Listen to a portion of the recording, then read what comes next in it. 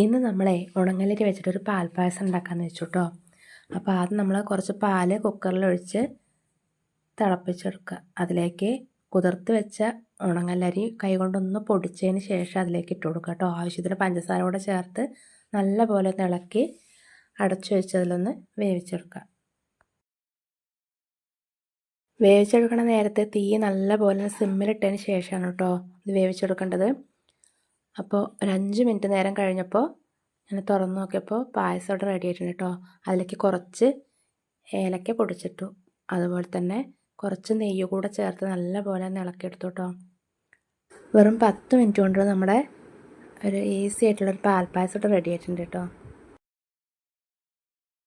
അപ്പോൾ നമ്മുടെ പായസം ഇത്തിരി കുടിച്ച് നോക്കുമ്പോൾ കുഴപ്പമൊന്നും ഉണ്ടായിരുന്നില്ല കേട്ടോ, കൊള്ളായിരുന്നു. അപ്പോൾ വീഡിയോ ഇഷ്ടപ്പെട്ട എല്ലാവരും ഒന്ന് സബ്സ്ക്രൈബ് ചെയ്ത് സഹായിക്കണം കേട്ടോ. ലൈക്ക് ചെയ്യാനും ഷെയർ ചെയ്യാനും കമൻറ്റ് ചെയ്യാനൊന്നും മറക്കുകയും ചെയ്യരുതേ.